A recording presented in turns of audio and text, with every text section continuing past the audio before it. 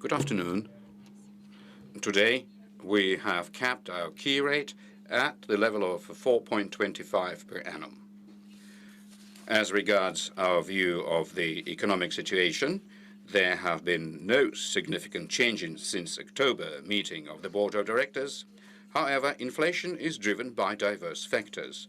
The Board of Directors now does not consider that the ratio of pro-inflationary and disinflationary factors and risks is clearly shifted towards disinflationary ones, as has been estimated earlier. I would like to dwell on the aspects we were taking into account when making our decision today. Firstly, current annual inflation notably exceeds the path assumed in our October forecast. Inflation is expected to be in the range of 4.6, 4.9 as of the end of 2020. Price growth has accelerated due to a number of factors, including the situation in individual food markets. Prices have become more volatile in these markets primarily because of the rise in global food prices and the weaker ruble. Exchange rate movements are also affecting non-food prices. According to our estimates, prices are driven by the pass-through of not only the ruble's weakening in autumn, but also its changes since spring 2020. In spring, manufacturers and retailers could defer the pass-through of the weaker ruble to prices amid subdued demand and inventories accumulated earlier at previous input prices. Moreover, costs are pushing inflation upwards for other reasons as well, namely a shortage of manpower in certain industries, expenses to ensure compliance with additional sanitary and epidemiological rules, and possible disruptions in supplies due to the aggravation of the pandemic situation. Of course, the acceleration of current inflation itself should not significantly impact our monetary policy, but there are signs suggesting that pro-inflationary trends may become longer-lasting. This is evidenced by a material rise in households and businesses' inflation expectations. Increased inflation expectations may induce secondary effects. This is another factor which we took into account. There are signs that secondary effects have already started to manifest themselves. What are the reasons behind them? A considerable rise in prices for individually frequently purchased products, even when it is driven by one-off factors, makes people expect an increase in prices for a broader range of goods and services. This, in turn, explains the readiness to pay more and pushes prices upwards. Actually, we are already observing such an environment which once again proves that households' inflation expectations are currently not anchored yet. When I say that they are not anchored, I do not imply the level of households' inflation expectations, but rather their response to one-off factors. The fact that households' inflation expectations are significantly higher than current inflation is typical not only of Russia, but of a whole range of countries, even where inflation is very low. In terms of monetary policy, this is the sensitivity of inflation expectations to temporary or local factors which induces risks, rather than the fact that households' inflation expectations exceed inflation measures. This is clear from the analysis of the reasons causing inflation deviations away from our October forecast. This deviation is quite notable, plus 0.7 percentage points.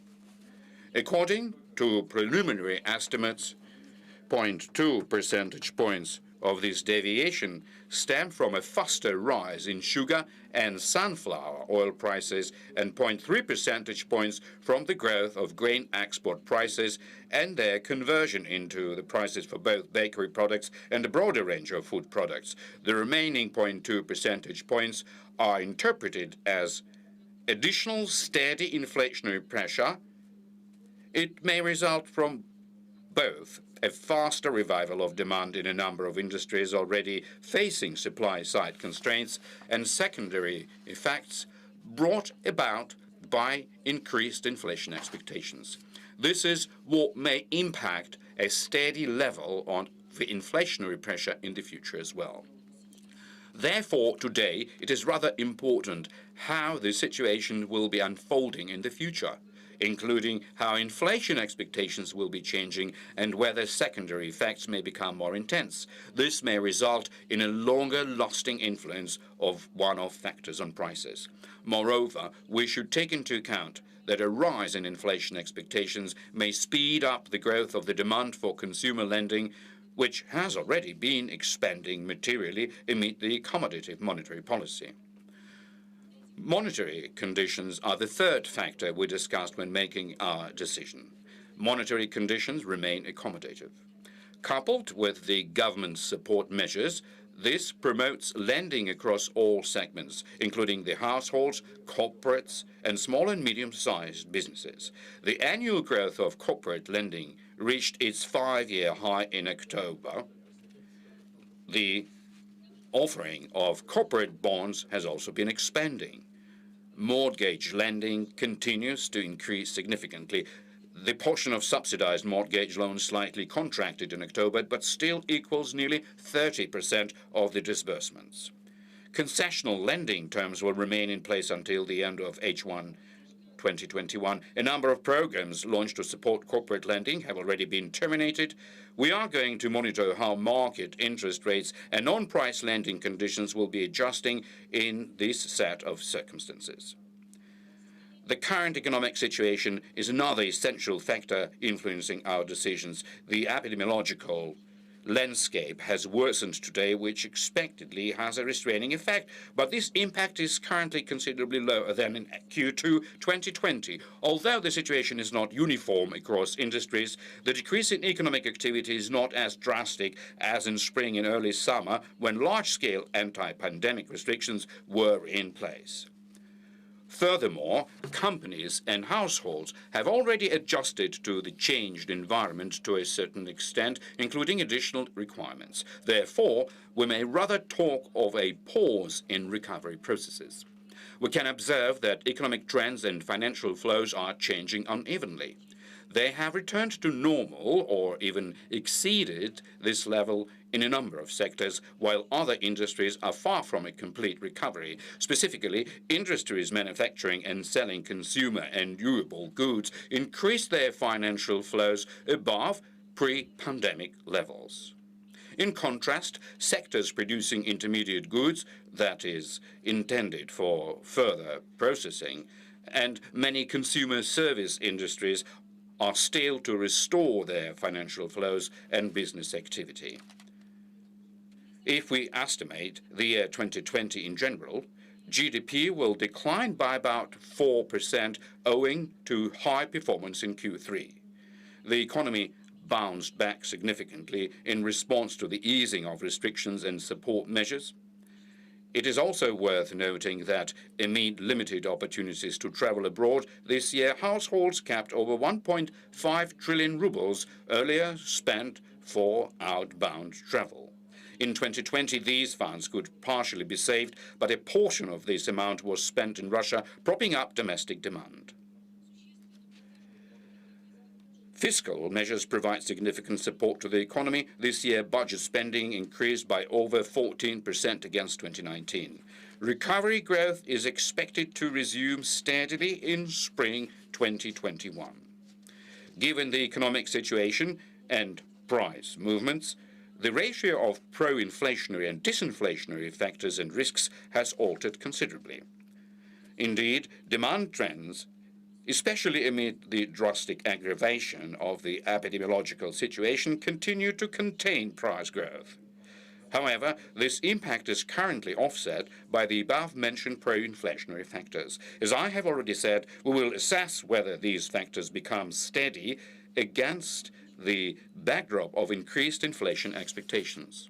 Moreover, the influence of demand on prices will also depend on future changes in the epidemiological situations, the pace of recovery processes when vaccines become widely used, and an improvement of consumer sentiment and business expectations.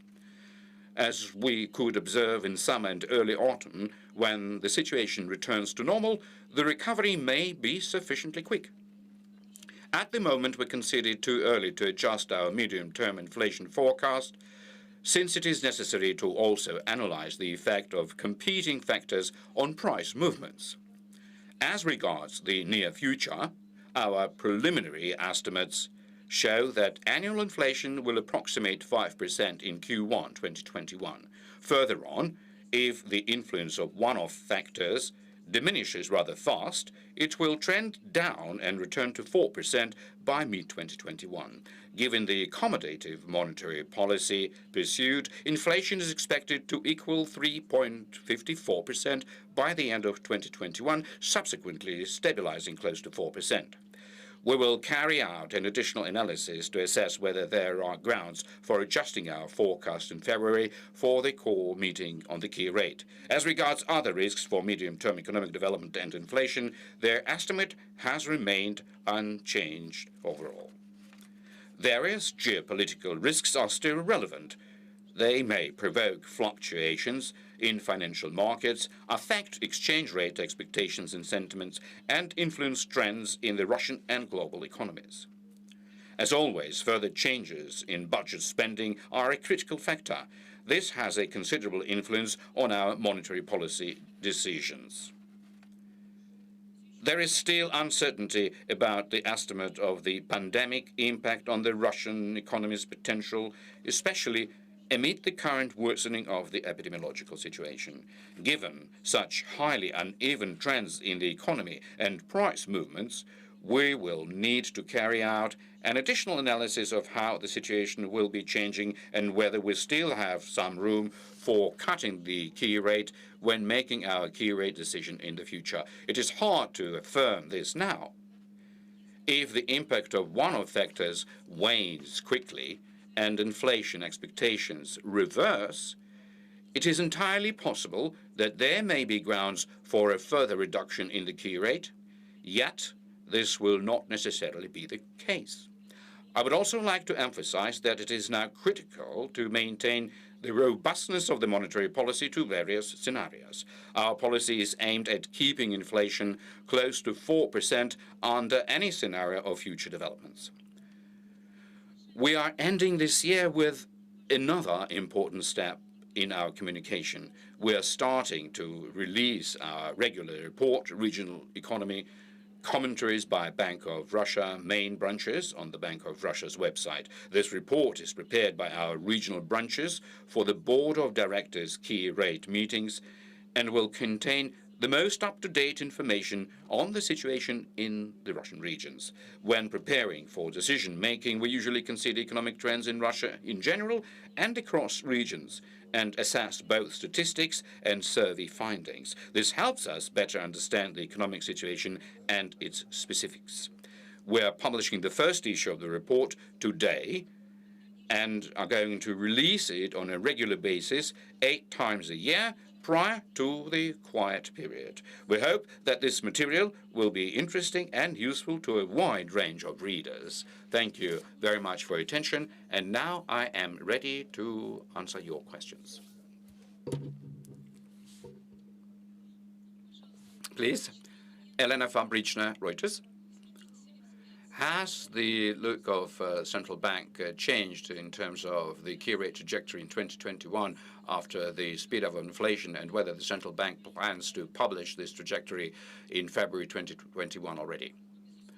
Well, without doubt, like I said it, our look at the disinflationary and inflationary risks ratio has somewhat changed. We don't see the prevalence of the disinflationary risk the way we saw it before. What regards the key rate evolution, we will make our assessment as the information comes. And as far as publishing the key rate trajectory is concerned, indeed, next year, most probably in the first half of it, we're going to disclose this trajectory, but in terms of the time frame, we will make up our minds a bit later. Anastasia Savelyeva, Interfax. Good afternoon. You already mentioned that it is too early to talk about the potential for further key rate reduction, but could you possibly say whether there is a probability that we shall see the key rate going below 4.25 next year, and when, based on your forecasts, the start of the cycle may begin, when the monetary policy will be normalized? Will it be happening next year? Because many analysts expect that in the second half of next year, you may go about raising the key rate and further on move to the neutral monetary policy. And another question, in your press release, you noted that the prices for a number of products which are growing carries a long pro-inflationary risk, but as we know, the government is taking measures to contain prices on some of the goods. Do this pro-inflationary risk annul these attempts? Don't you believe that such measures are really worth taking? As far as the probability of further key rate reductions are concerned, and we continue to talk about a certain range, although not in such an affirmative way as before, we indeed will have to consider whether there is such a potential, because there are so many uncertainties in the development of the economy and the inflationary processes. So we will review the probability is remaining, but I would say that it is not as strong as we thought before.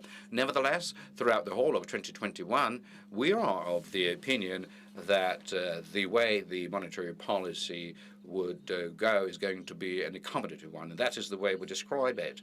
And as far as the time frame, as the pace of normalization, these shall depend upon the way things unfold. Again, there are too many uncertainties, and we shall act depending upon the way circumstances present themselves. Now, as far as the pro-inflationary effects and the pro-inflationary factors are concerned, conditioned by the price hikes for some of the product categories of the everyday demand by the households, it is true that this did generate a certain impact upon inflation. And as far as the sunflower oil and sugar were concerned, for the whole year, their contribution into inflation was 0.1 percentage points of contribution to inflation. It turned out 0.3. That was above our expectations.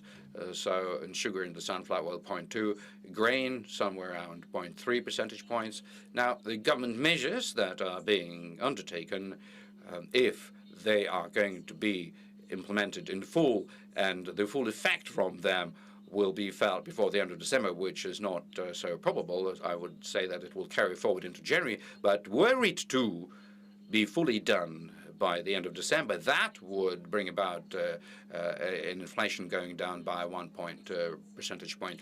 As far as the government measures are concerned, it seems to me that in the first place, one must undertake economic measures as well as the administrative one, like freezing the prices or regulating prices. My personal thinking is that these must be set off once the economic measures are exhausted.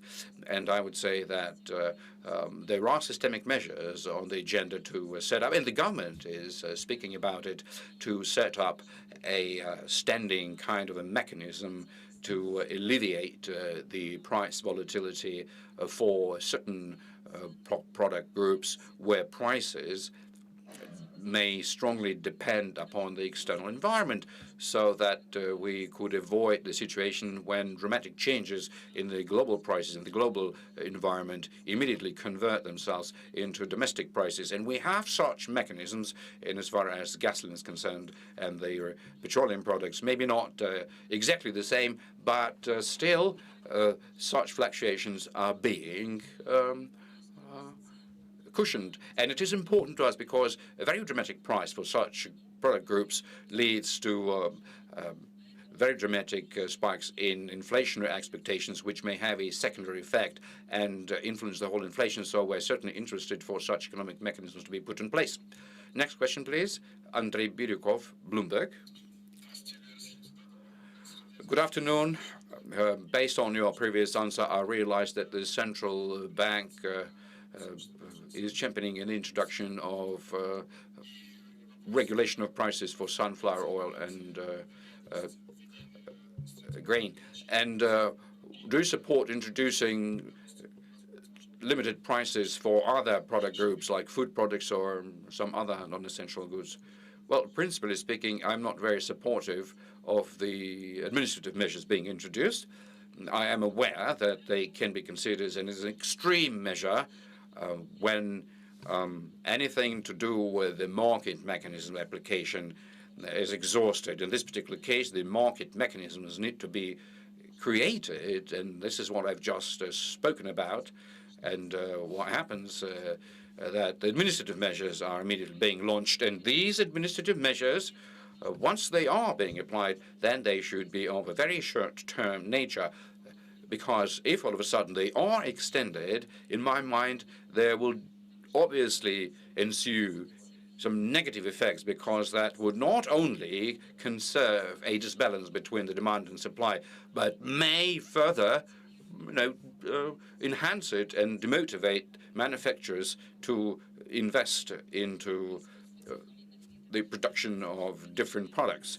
And certainly it would be very desirable for the area of administrative measures to be minimal, because what do the prices mean? The prices represent the most important economic indicator which signals to producers where there is a demand, where one should invest, where one should increase productivity. If this indicator doesn't work, then the whole economic mechanism won't do any good. And of course, the administrative regulation of prices is indeed a very, very extreme measure. Next question comes from Dmitry Butrin, Kommersant. Does the Bank of Russia consider the version where the meaningful component of the November inflation spike reflects the expectation of the import inflation? What are the mid-term central bank forecasts in terms of the inflation dynamics in the European Union and Asia? Overall, we do acknowledge that in the European Union and in Asia, the inflationary backdrop remains subdued. In the European Union, the inflation remains lower than the target level by the European Central Bank, and its policy is specifically aimed at raising inflation level. And in major Asian countries, in the similar token, the inflation backdrop is also quite low. Undoubtedly, the import inflation may impact our inflation as long as we import the products in large volumes for our consumption, the kind of products for which the global prices have risen very sharply, and that is something that we can ascertain with respect to some of the export products, but in as far as the import products are concerned, there is no such outspoken impact that we can see. Kalina Izvestia, next question.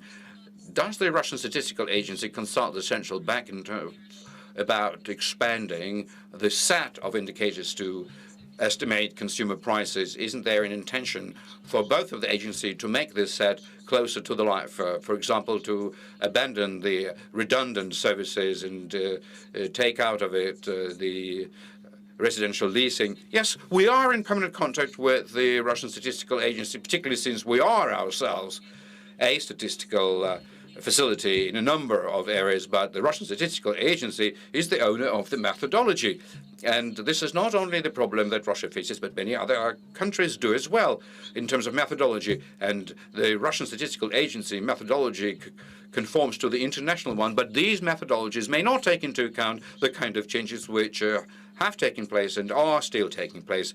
Yes, quite dynamically, the consumption structure is changing. And in as far as the real estate prices and the real estate leasing is concerned, this is the very same topic debated in other countries, and that requires additional discussion. And I do agree that in order for the Russian Statistical Agency's index to be authentic in reflecting what goes on with the prices and the price influences, one has to every now and then do such a valuation and reflect these changes if necessary, and we are ready for such a discussion. The next question from Anna Britkova, Forbes. Good afternoon. In 2020, the Minister of Finance placed out FEZ for more than 5 billion rubles, having done its plans in advance, exclusively through the market borrowings without the help of the central bank. The main part of it was bought out by the Russian bank. Could it disclose the secret? Whose idea it was, of the Ministry of Finance or the central bank, to apply the sovereign bond floaters to fund the budget deficit? Do you see any risks in using these floaters, which are placed in favor of the banks instead of the FEZ with the fixed coupon, which are more of interest to the foreign investors, including for the ruble exchange rate? Well, honestly speaking, I don't remember whose idea it was. We discussed these mechanisms, but I believe that was the Minister of Finance, because the Minister of Finance has the discretion to decide which instruments are most acceptable to it in this or that situation. But we indeed were able to see that the OFZ floaters are much more in demand amongst our major banks, and there was quite a strong demand from them, I mean the domestic investors, while the OFZ with the fixed coupon was more of an interest amongst the foreign investors. So these are diverse interests. I mean, domestic banks are interested, are more interested in the instruments with a floating rate in order, amongst other things, to be able to manage their interest risks. Roman Markel from the Russian Gazette. Good afternoon. Yes, good afternoon, Elvira Nabiullina. The annual inflation effectively is very close to 5%, which means that the average deposit rates, in the best of cases, are going to be zero. So it seems that the depositors who are dissatisfied with that have two ways out of it. First, to invest their money into the mortgage, which has certain exemptions, and go out into the market. Don't you believe that this particular choice may be menacing, that certain bubbles may appear in the residential market or the stock market? And does the central bank has any plans to curtail an inflow of such retail investors? And if so, what kind of instruments are you going to apply?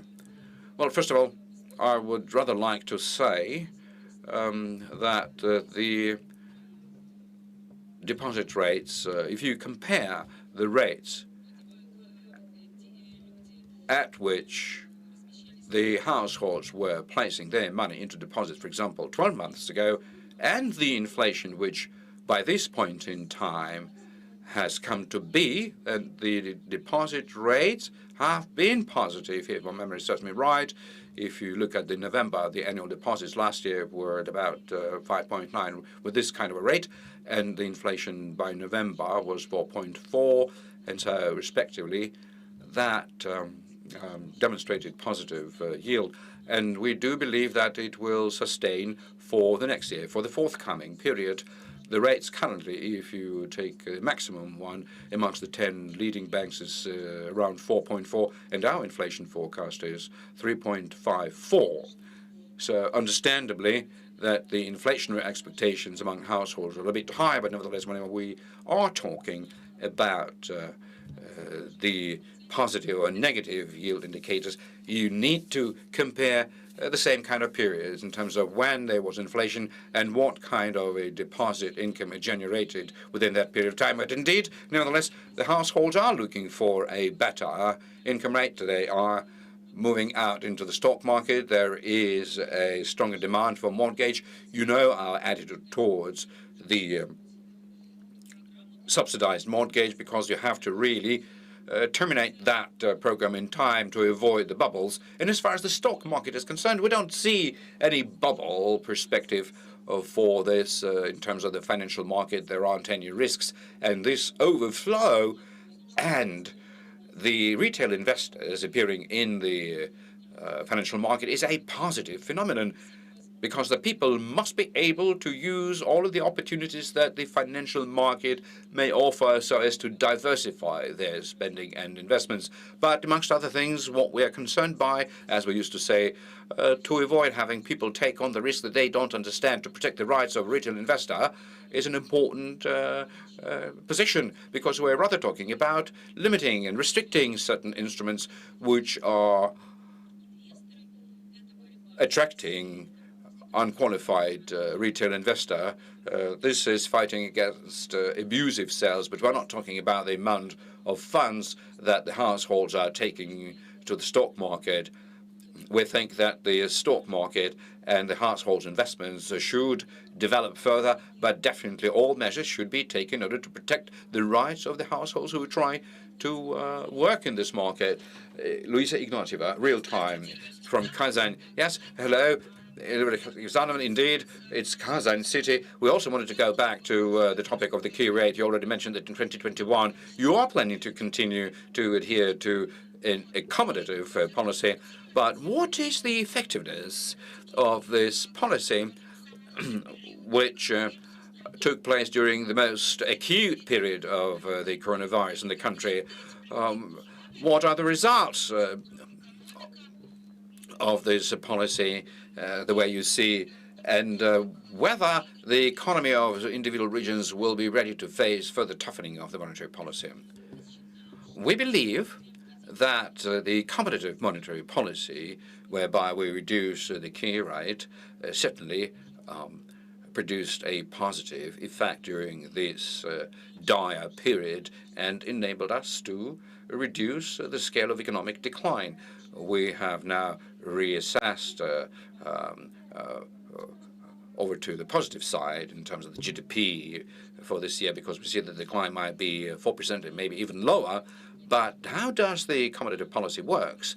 It, first of all, works through softening monetary conditions and providing support for lending to the households, to the businesses. And we do ascertain that under such circumstances, very complex circumstances, lending was not contracting. On the contrary, it grew.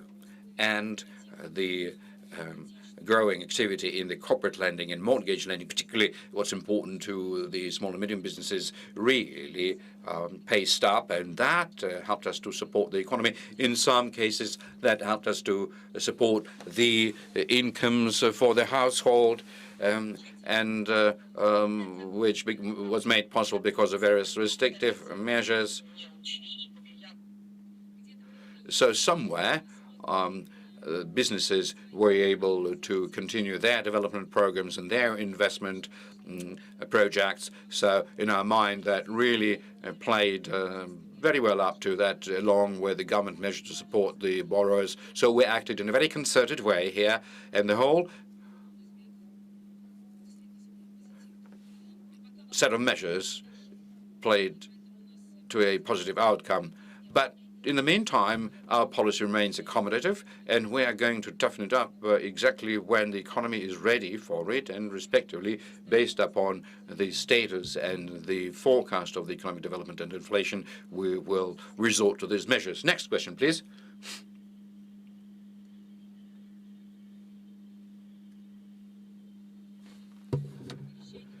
Elizaveta Vereshchagina, Belgorod World. Yes, good afternoon, Elvira Nabiullina. Could you please tell us, the inflation towards the end of the year turned out to be higher than the forecast by the central bank. What were the factors that you couldn't take into account? Has it affected your forecast for the next year? And what is supposed to happen or not supposed to happen in order for that to come true? Our forecast for inflation this year, we revised several times, even before the pandemic, before the 2020, our inflation forecast was 3.5–4%. If you recall, last year was the year of relatively low inflation. The average was 3% throughout the year, and that was why our forecast was with the lower expectations, 3.5–4%. And then we revised this forecast again in October, and after the pandemic, all of the factors which manifested themselves in spring, and during spring there was a higher demand for consumer goods because of various restrictive measures, because we remember the spring spike in inflation. Additional to that, there was a depreciation of the exchange rate in spring and then in summer to autumn. So in October, we further specified our forecast, and we expected the inflation to be towards the year end up to 4.2%, and that was an adjustment by 0.3%. So we currently have adjusted it more considerably towards the end of the year. It was 0.7 percentage points. points. And as I previously stated, I already described the factors which were conducive to it. That was about situation in individual product markets, food markets specifically, and the weakening of the ruble, and the secondary effects, both from the inflationary expectations. Some of these factors we could not foresee, but we do acknowledge that these factors, nevertheless, most probably will weaken. It is very important for us to see whether they may be longer lasting in terms of the effect they produce, and how that may combine, principally speaking, with the disinflationary factors which are brought about by the demand remaining weak and the economy not fully recovered. That is why, for next year, we believe that such a correlation of factors may lead to the inflation being somewhere about 3.5 to 4%, but we will further specify it as information comes. But the most important thing is that our policy is going to be aimed at supporting inflation at our target level, which is 4%, because we think that both for the businesses and households, it is very important to have a very low, relatively low and predictable inflation. Anastasia Saprikina from RIA Novosti, please.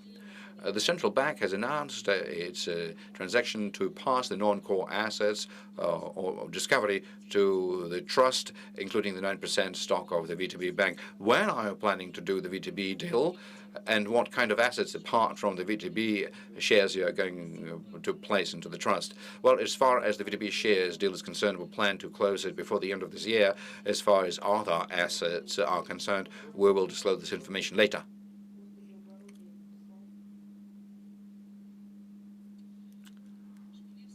Rita Shpilevskaya from TASS agency. The central bank is discussing limiting the sales of complex financial products to retail investors.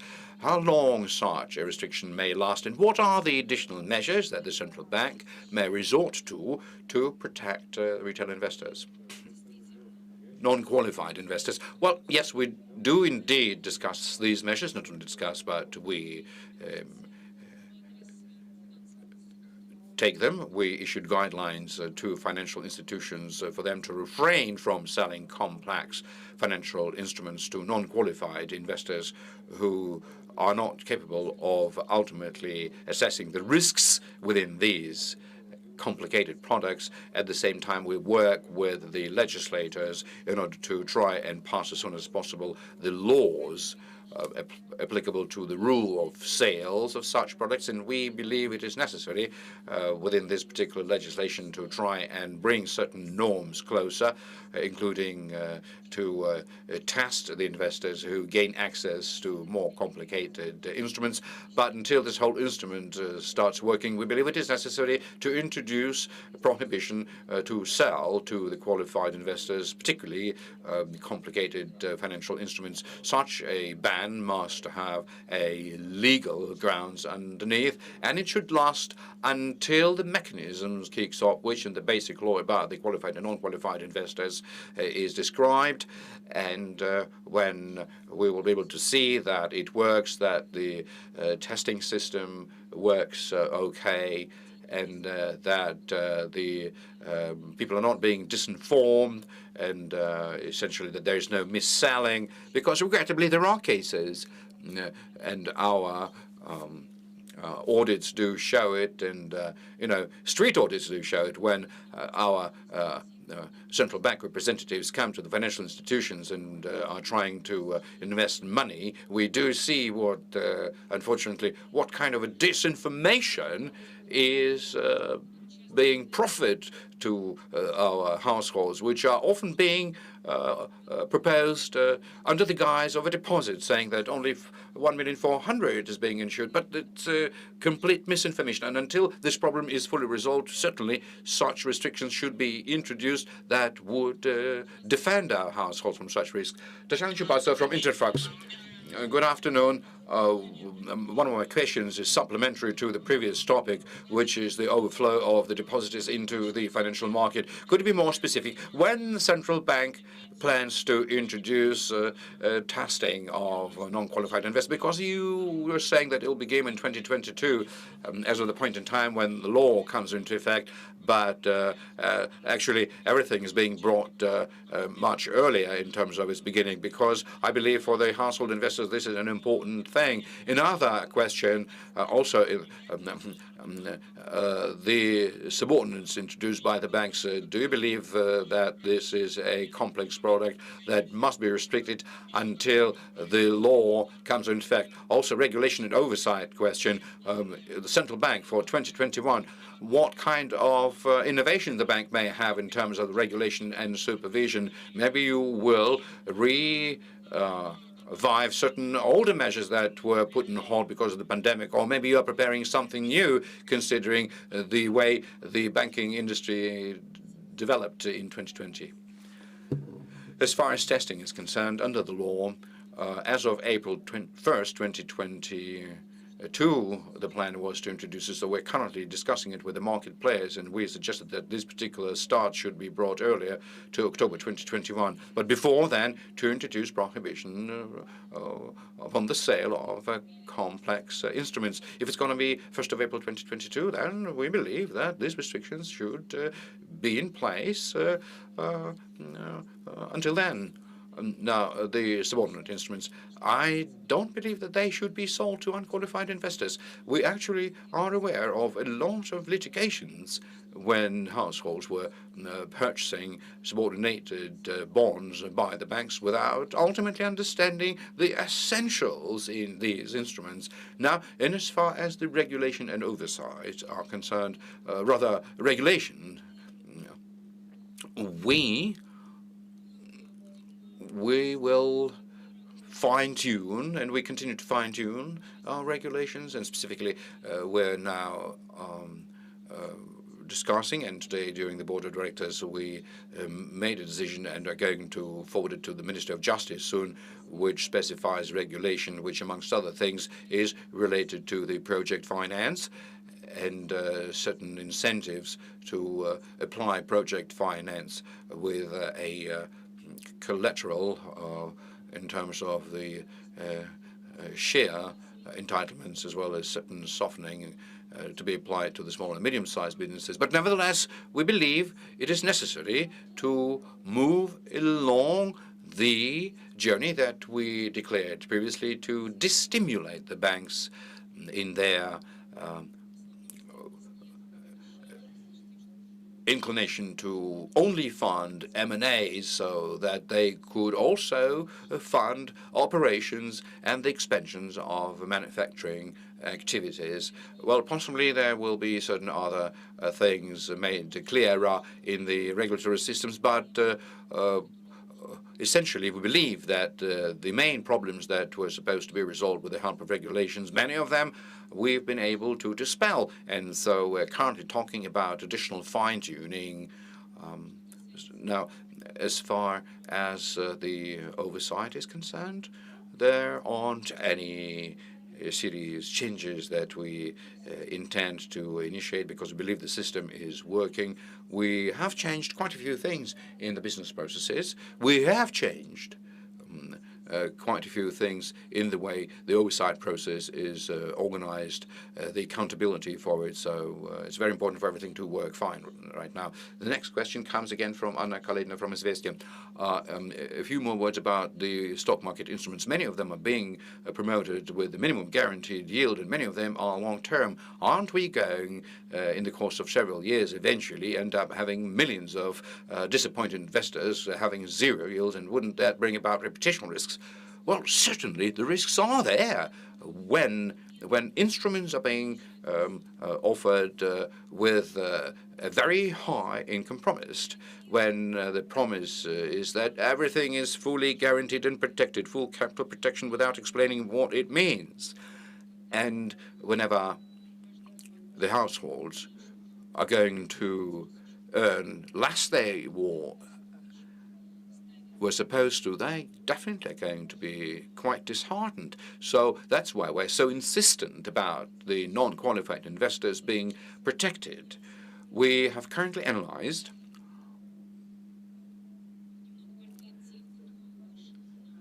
the profile of those who recently have come out into the stock market. And one should say that primarily these are quite affluent citizens, and about 10% of those who came out with funds to invest, they accounted for 90% of inflow into the assets. But we at the same time do see that people also come with some low incomes, simply trying to earn more compared to the bank deposits.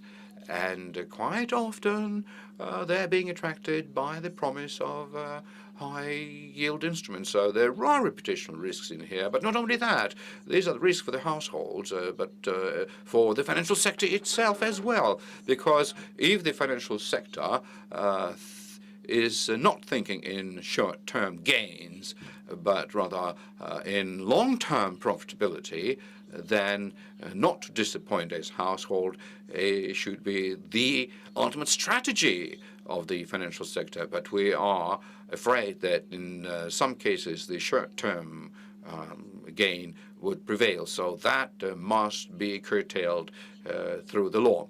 Matvey Chelyabinski, Obzor. Matvey Kondrashov, Chelyabinski Review. Yes, hello. Thank you very much for taking my question.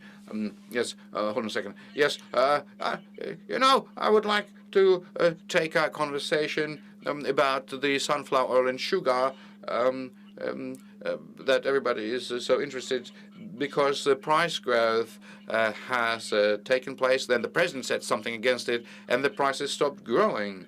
But what about the product that realistically, stand behind it, and the product which have in their ingredients sugar and oil, and whether one should expect a certain inflationary effect because a certain volume of product does have this price effect transformed into them, and so simply put, don't you expect the prices to grow for the breadsticks rather than the flour and grain itself? Matvey, it was very difficult to hear you. I hope that I was able to understand your question. So you were talking about the fact that both the sunflower oil and the sugar and flour became more expensive, and may it then reflect itself upon the further conversion of this products into something else, because your sound was too bad. Yes, in the meantime, we have estimated direct effect, and that is something that I already referred to. I mean, the kind of contribution into inflation that the higher prices for sugar and sunflower oil made. In sunflower it was 0.3%, flour and bread and grain, overall that may be from 0.2 percentage points. However, this was done without considering additional effect, because higher price for the grain does affect both flour and bread and the bakery and the pasta products, but the price for grain also affects meat prices. So if you take a look at the sunflower oil and sugar, their share in the inflationary basket index and the consumer basket may not be so pronounced. And together with flour, that could be 0.9%. But if you take a look at bread and pasta and cereals, that could be additional 2.5%. While the meat products even more, although there's not going to be 100% transformation, because there are other components that are being used when such products are being manufactured. So we nevertheless do come from an understanding that the current price growth for these products as a minimum will slow down, and respectively there won't be a consequential excessive price growth for further processing. Evgenia Pismin, Bloomberg, hello. Yes, good afternoon, Elvira Nabiullina. I have two questions. The first is about demographics. The central bank surveys and forecasts the pace of growth, continuously updates their forecast, and this is a well-known fact that our demographic restrictions do affect the growth of the Russian economy. Could you please tell us whether you have analyzed the higher than usual mortality rate this year and whether this may affect further economic growth decline? In the press release, the shortage of manpower you describe as a pro-inflationary factor. So this particular, high mortality, how does it affect the manpower growth as well as the price growth? My second question is about the banks. I know that you're always saying that you're not commenting, but nevertheless, publicly, your deputy, Sergei Shvetsov, recommended to the government to sell the shares of stock of the banks that it owns. What kind of banks? What did he mean? VTB, Rothschild, when they're supposed to sell the shares of this bank? Maybe you already sent your suggestions to the government. I mean, anything that you can tell us about it, we'll be quite grateful. Demographics is indeed an important factor that does generate impact upon the long-term economic growth, and we are taking it into account in our long-term scenarios. But in as far as the pandemic effect is concerned, we will definitely account for it gradually. But in the meantime, we haven't been considering it directly. But nevertheless, when we talk about the manpower shortage, that is a slightly different factor. I mean, generally, it is related to the demographics, but these are the kind of factors which we see manifesting themselves because of various restrictions on mobility, migration, in the construction industry, and as such, it does affect the costs in various industries. And that not only this shortage of manpower because of within a certain occupations is not only related to inability of people from other countries to come here and work, like the migrants, because we know that it was noticeable even before the pandemic, then the shortage of supply in the labor market. And so within certain occupations, the businesses are already complaining that they are running low on some skill sets. Now, in as far as the divestiture from the stock owned by the government is concerned, although we ourselves at the central bank entered into the equity of a number of banks as a result of a forced measure to restore order in them, we nevertheless do believe that the share of the government in the banking sector should further be brought down. On our part, we are seriously adhering to the course of coming out of the equity of the banks where we are currently present. And the sooner we do that, the better. But having said that, quite a considerable stock is owned by the government. We didn't issue any specific guidelines because we know that the overall view of the government is that one should strategically think about reducing the government's ownership in the banking sector.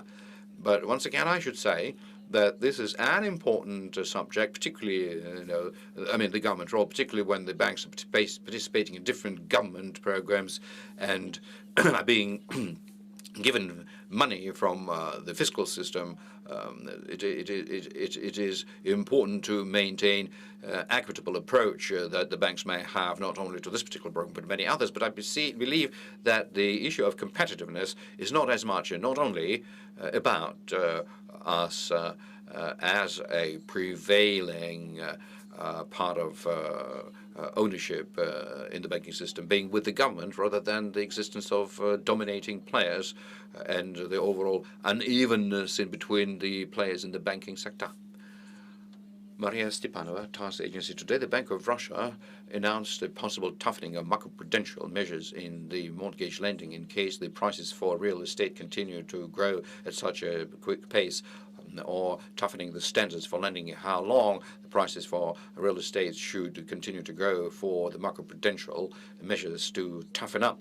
In order to toughen macro-prudential measures for mortgage, in order to toughen this macro-prudential measures. It is not really important for how long, for how many months the prices for real estate are going, but rather the kind of risks they create along with the way the household's debt burden evolves. What are the lending standards that the banks apply in real life? Because we currently do note a certain worsening of lending standards and the issuance of loans with a low initial contribution. And so if the overall assessment of all these factors will show us the risks to financial stability, in order to prevent these risks, we would be immediately ready to make macro-prudential requirements more stricter. Dmitry Butrin, Kommersant, what are the additional research in the inflation structure the central bank has asked for because of the situation of the end of the year from their departments? Well, we are trying, and as far as inflation is concerned, we're trying to analyze it from different angles. When making our decision about the key rate during the board of directors meeting, we really consider all kinds of indicators and their dynamics. We analyze everything. We take into account various volatility elements. We deduct the kind of the inflation elements which are strong, depend upon the exchange rate, food, non-food services. So, of course, these are the different indicators that we continue to take fully into account, and the departments themselves are being quite proactive in offering us various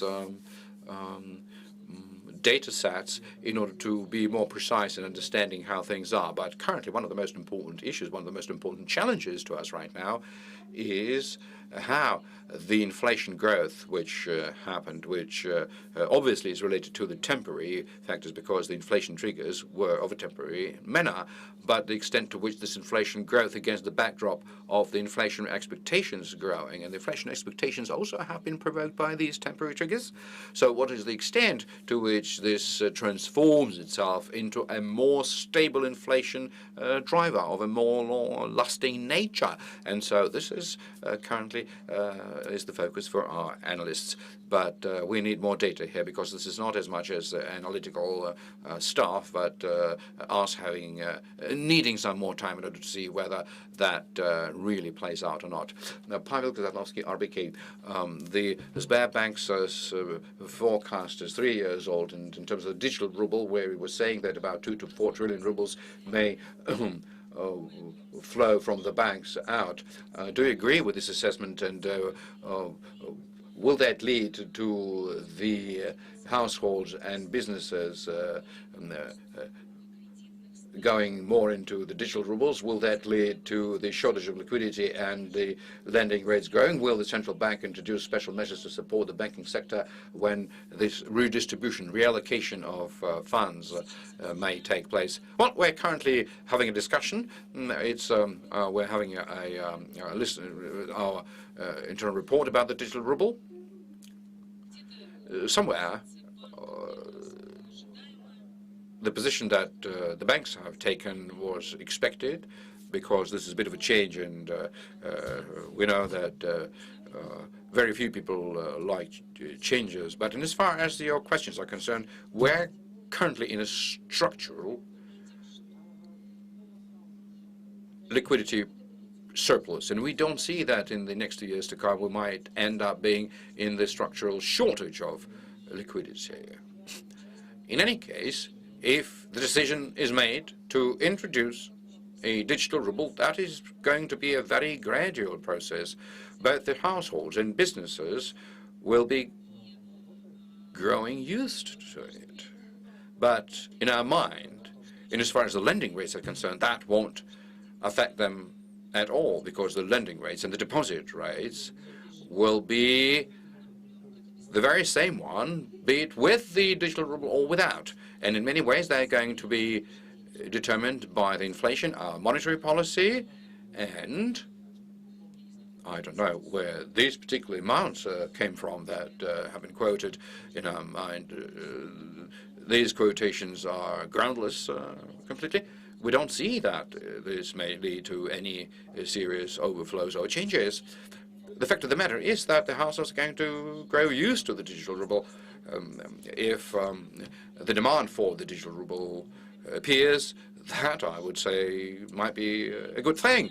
And special measures, I guess that there's no need for special measures because our whole toolkit has been developed. If there might appear some sort of other reasons unrelated to this, because the banks may face the problem of liquidity shortage, even if in the system we've got a surplus and we've got respective instruments, we've got an interbank market where liquidity is being reallocated.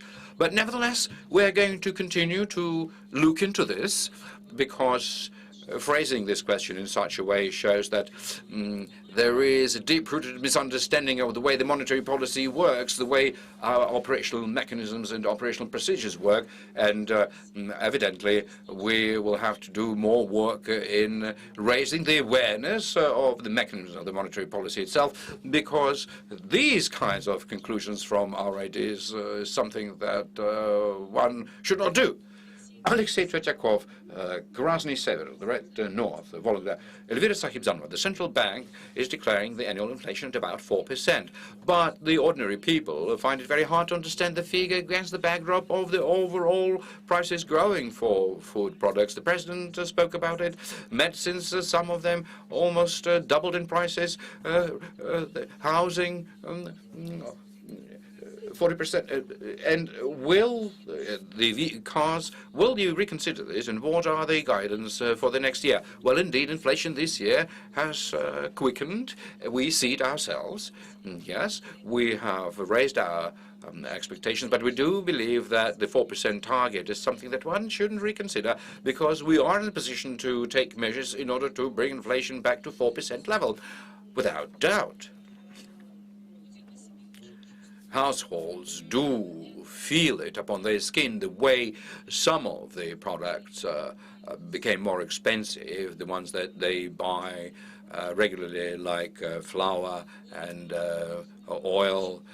He also mentioned the housing being more expensive. The overall inflation indicator that currently statistically is being assessed at the level of 4.6% per annum, this indicator reflects the price environment covering very broad range of products and services, which includes more than 500 products and services.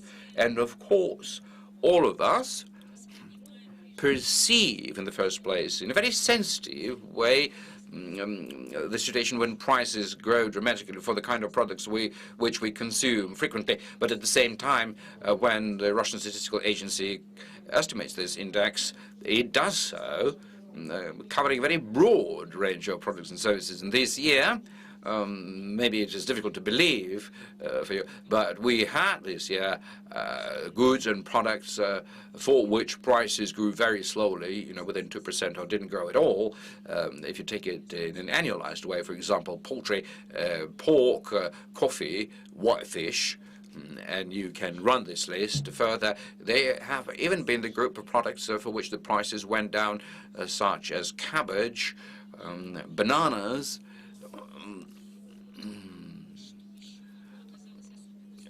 but what was also peculiar for this year is that against the general inflation growing, a year ago it was about 3%, nowadays it is 4.65%, but inside it, the range of prices in terms of their individual dynamics also quite was dissipated. So when the dynamics in the beginning of the year were very low, the prices were not growing in an even way, but there was no such big prices running in all different directions, and we see that the inflation expectations do respond to that by growing. But in our mind, this is still not the reason to review the targets, because the targets of new inflation are absolutely well-founded.